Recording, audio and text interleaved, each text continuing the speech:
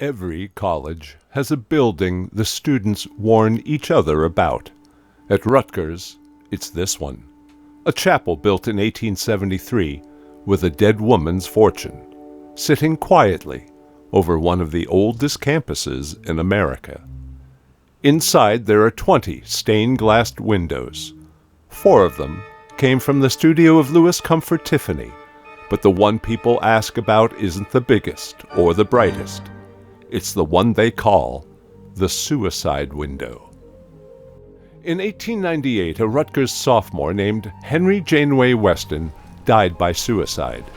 He was 21 years old. What happened next says something about how differently the Victorians grieved.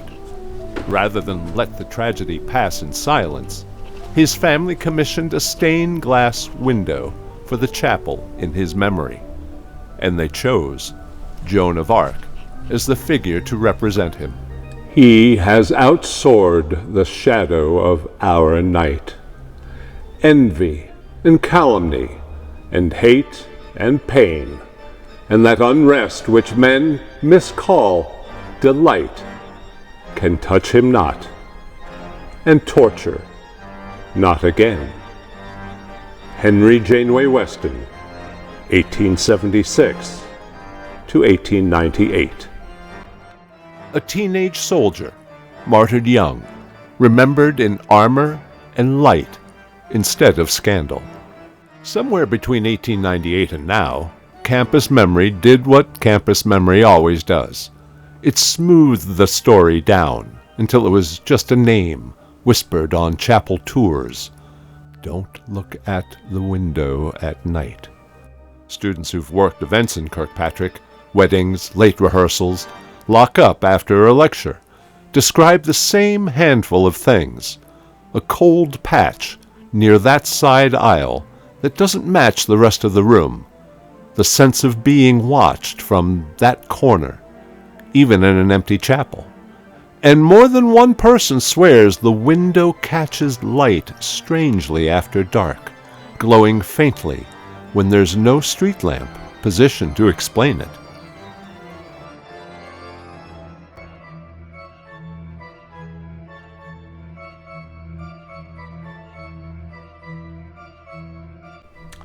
None of this is evidence of anything.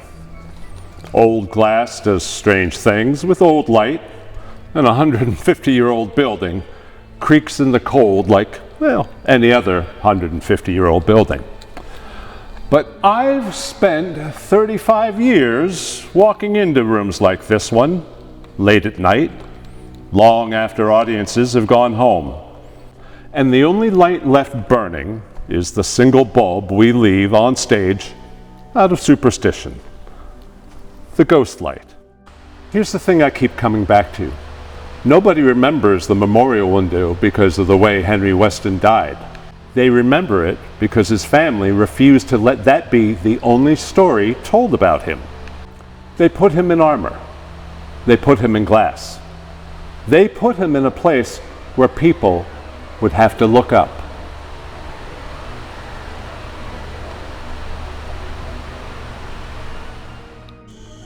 That's the thing about a ghost light, on a stage or in a chapel.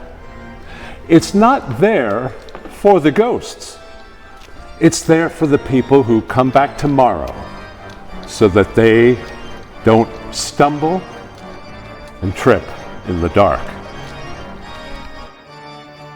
Next time on Ghost Light, we head south